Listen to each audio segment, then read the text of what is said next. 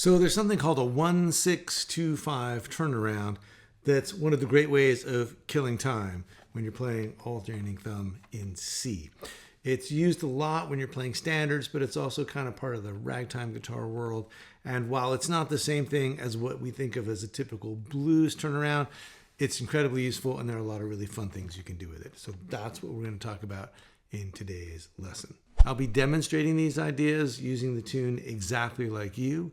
If you'd like to get the complete tab and lessons for my arrangement of that song, check out my membership, The Fingerstyle 5. It's also got lessons on songs like Mississippi John Hurt's Nobody's Dirty Business and Elizabeth Cotton's Freight Train, a couple of other classic alternating thumb tunes in C.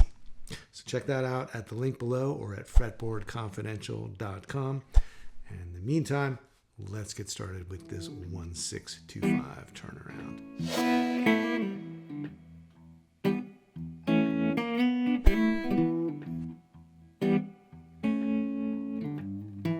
All right, so what the 1-6-2-5 turnaround is in the key of C is a couple of beats of C, a couple of beats of A7, a couple of beats of D7, G7. So it's a 2-bar idea. 1, 2, 3, 4. 1, 2, 3, 4. And the idea is, if we work backwards, we're in the key of C, and what's the 5 chord in the key of C? It's G. So that's the last chord of the turnaround. We get to the G7, it's going to take us back to C. So from the G7, we look back and go, oh, what's the 5 of G? Well, the 5 of G is D7. All right, so we can have a D7 chord that takes us to G7, that takes us to C.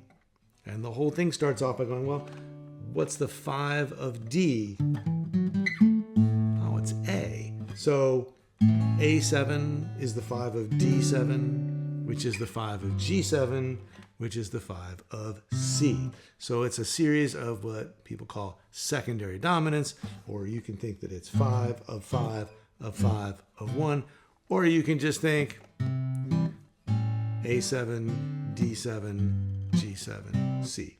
Now it starts and it ends on C, right? Because C is the beginning.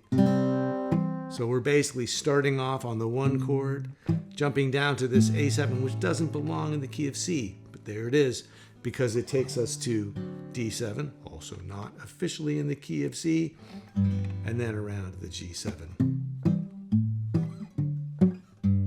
And so for the things we're going to do with it right now, a regular C chord will work, a regular A7 will work. This D7 is really useful. It's like a C chord that you've turned into a C7 and then moved up 2 frets, so we have D7 and then G7, which you can play the usual way, or you can put that 7th down on the 3rd fret of the 4th string, or maybe play like this sort of fragmented kind of part of a bar chord where you got the root and the flat 7 and the 3rd, like that. But all those chord shapes will come in really handy for what we're going to do. And what we're going to do is play alternating thumb in the bass and then put some cool stuff on top. So to start off, we can play 5th string, 4th string for most of the chords. So on the C, 5th string, 4th string, and then on the A, and on the D, all just 5th string, 4th string. And then on the G chord, 6th string, 4th string. So that's pretty straightforward. And then what are we going to do on top? That is one of my favorite ways to do the turnaround because it uses something called the guide tone line. And the guide tone line is this bit on top that's going. And the idea is it's kind of guiding your ear, going up in this chromatic way, meaning going by half step. And so the simplest thing to do would just be to keep the thumb going and get that little melody to happen on top.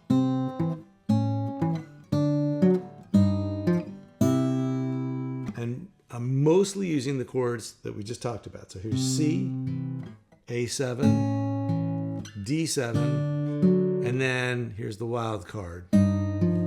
This is a G, Either you can call it a G7 with a raised fifth, augmented fifth, or a G7 flat 13. Here's the 13, which is also called the 6. And there it is down a half step, so it's flatted.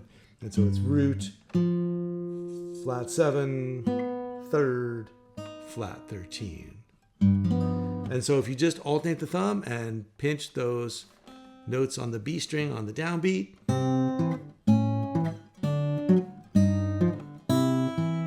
then there's your first turnaround. You're good to go. Now you can make things a little more interesting by adding in the third string. So harmonizing the guide tone line. There's the fifth and the root of C.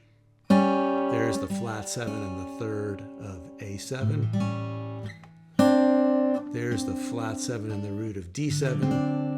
And there's the third and the flat 13 of G. And so again, just doing pinches over the alternating bass. And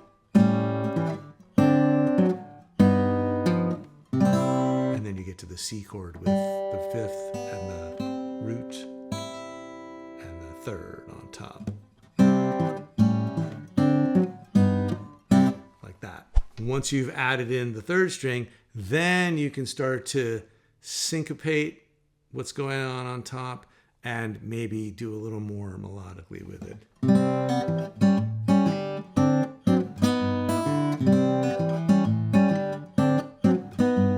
So on top, I'm doing so.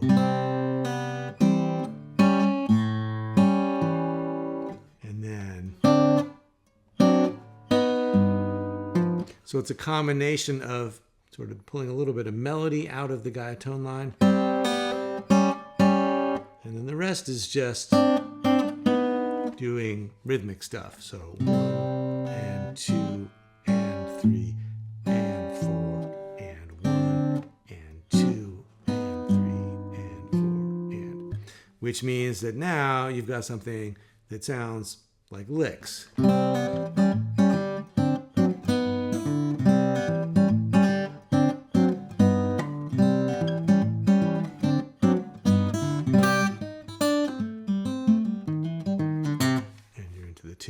Now, once you have that idea of putting licks over the alternating thumb, you can start to look for other things to do, and you can kind of follow your ear,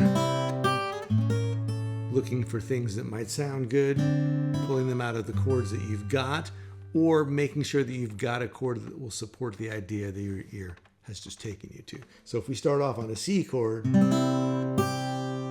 got the open C is giving us the notes we need there. It's the open high string, and then putting the pinky down on the fifth of the C chord on top.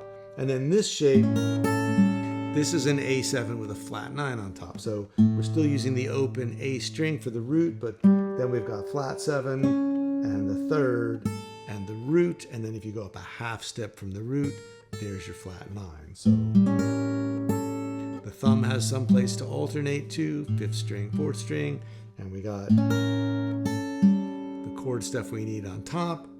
And then when we go to the D chord, we can just use the shape we've been using, but include the high string as part of the melody. So we're going to pinch, or anticipate probably, the 7 and the root, and then go to the high string, which is the 9th of the D chord. And then for G, we can play a regular G chord that gives us the root on top, and maybe do something a little tricky. Like if you want to get a blues lick in there, you could play, that's like the flat third, the second, and the root of C, and putting that over the third and the bass of the G, which is kind of helping take us back to C. So that gives us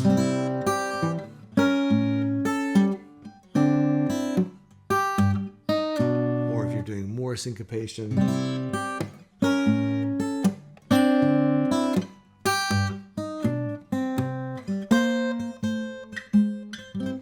so on. So that's the idea. Now you can use this on its own for its circular quality and just vamp, basically, going through the 1-6-2-5 as many times as you want to until it's time to start the tune. But the 1-6-2-5 also shows up a lot as a way to kill time at the end of an 8-bar section in a 32-bar standard. So in Exactly Like You, once the melody's gone through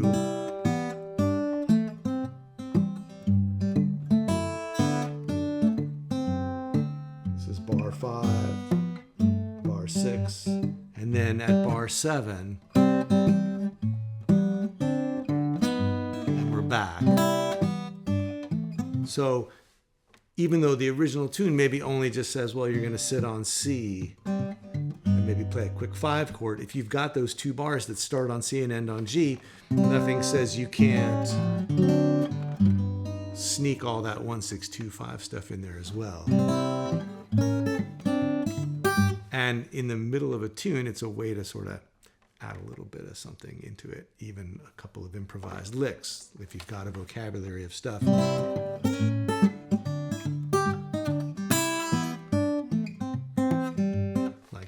Which is also kind of a nice thing to have up your sleeve. So try these moves out, and you can poke around and find some variations of your own and start to incorporate them into what you're playing. And again, for complete lessons and tab for my arrangement of Exactly Like You, plus lots of other things with the alternating thumb style in the key of C, check out my membership at the Fingerstyle 5 at fretboardconfidential.com. If you got a question or a comment about today's lesson, please leave it for me down below. I would love to hear from you. And as always, thanks for watching. I'll see you next time.